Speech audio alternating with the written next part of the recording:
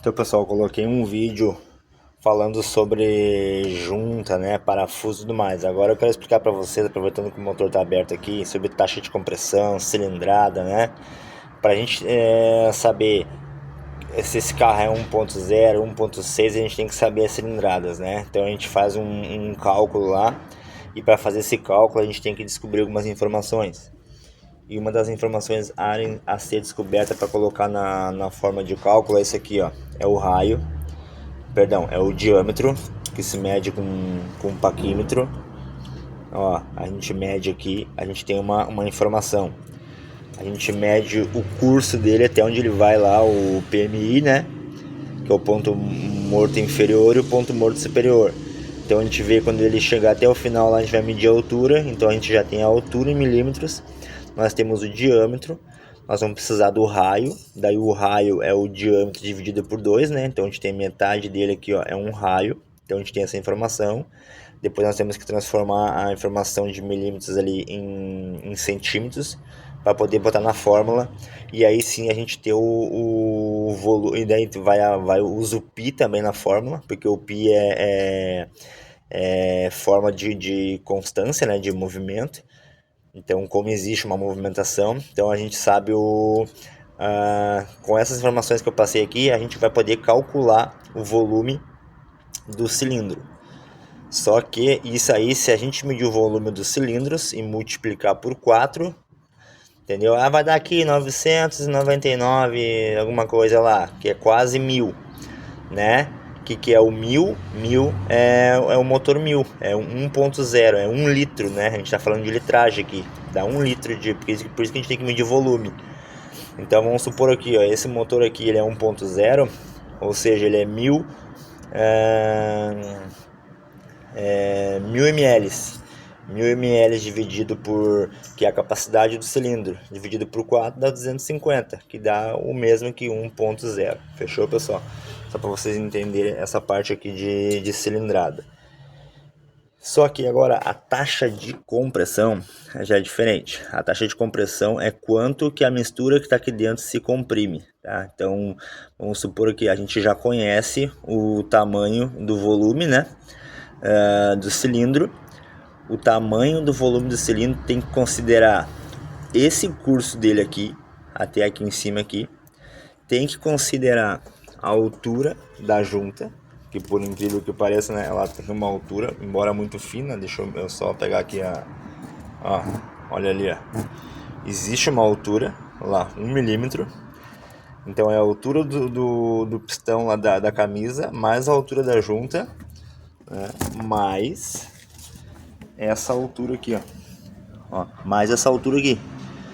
Só que como é que nós vamos conhecer essa altura aqui? Isso aqui é tudo irregular, né? Eu não consigo tirar raio disso aqui, não consigo tirar diâmetro. Então a gente tem que fechar as válvulas aqui, colocar água aqui, até ela ficar bem faceada contra a altura aqui.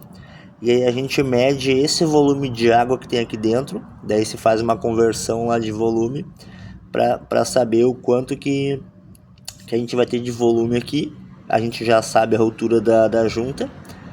Vai ser convertido também para a gente saber a altura. A gente vai considerar ela junto na altura lá do cilindro lá.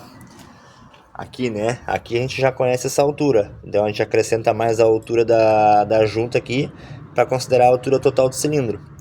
E aí sim, a gente tendo essa informação volumétrica, mais o volume ali que sobra daquele residual lá de cabeçote lá, ó, a gente vai saber o volume total do cilindro. E aí, isso aí, ele sofre algumas divisões. Tipo assim, tu vê taxa de compressão 10 por 1, 9 por 1, 12 por 1, sabe? Isso é o quanto que a mistura que está ali dentro consegue se comprimir. E para isso aí existe um cálculo, né? Por isso que, se tu quiser aumentar a taxa de compressão dentro de um carro, mas esse bloco nesse formato, com esse pistão, né, tudo, ele comprime 10 por 1. Eu quero aumentar a taxa de compressão dele, né? Por exemplo, assim, o álcool, ele precisa de uma taxa de compressão maior. Então, para ele ter uma taxa de compressão maior, sendo que o volume é o mesmo, eu preciso alterar alguma coisa para aumentar o curso desse cilindro. Pode ser uma cabeça de pistão menor, pode ser uma junta diferente, uma junta mais grossa, pode ser uma biela menor, tudo, entendeu? Para usar dentro do mesmo bloco, para daí sim a gente saber, a gente conseguir fazer alguma alteração de taxa de compressão, tá? O que acontece ali, ó, a mistura que está aqui dentro aqui, ar e combustível, ela entra pulverizada ali e o pistão vem comprimindo ela. É quantas vezes ele vai conseguir comprimir até chegar no ponto morto superior, que é bem na parte de cima, e aí dá a explosão, certo? Então por isso que quanto maior a taxa de compressão, quanto mais vezes ele consegue comprimir uma mistura, maior vai ser a explosão dentro do cilindro. Vocês entenderam? Essa parte de explosão, taxa de compressão. Então é dessa forma aí que a gente consegue essas informações para fazer os cálculos aí, saber se o motor tá adequado, né? Na hora que a gente passa um scanner ali, na hora que a gente vê o manual técnico do motor, quando a gente vê pelas taxas ali, vê o quanto que ele está comprimindo, a gente já consegue deduzir se a saúde do motor tá boa ou não, tá? Através dessas informações de taxas ali que está sendo apresentada no scanner, né? Na hora que a gente mede aqui, vamos supor assim, ó, eu sei que esse carro aqui ele tem uma taxa X, e a taxa X ela é pela altura, né? Daí a retífica vai lá e fala, ó, eu medi esse cabeçote aqui, ele já sofreu duas retíficas, ele não sofre mais uma. Quando a gente fala que o cabeçote não tem mais jeito, porque ele já sofreu duas retíficas aqui, tá? No caso agora eu tô falando ali, né? Mas se for ali ou se for aqui, né? Qualquer coisa que altere a altura que ele precisa ter para ter aquela taxa de compressão.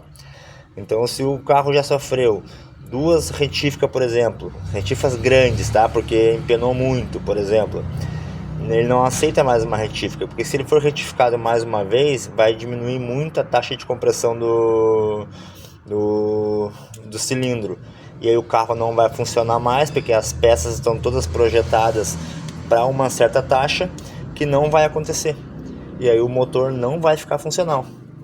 Então é por isso que se obedece muito aí questão de retífica, é dessa forma que a retífica consegue medir e ver se o carro ele vai ter alteração na taxa, se ele vai conseguir funcionar bem, né? Então ele vai medir o bloco lá, o bloco projetado pelo engenheiro lá, pela fabricante, tem que ter tanto de altura, com o tanto do bloco, com o tanto da junta, ele vai conseguir atingir a taxa. A partir do momento que a retífica fala, ó, esse bloco aqui ele vai baixar 1 milímetro, esse 1 milímetro aí vai afetar a taxa de compressão, então esse cabeçote está morto. Vocês entenderam como é que funciona? Fechou, galera? Então essa aí é mais uma dica assim, né, passando informações aí sobre motores.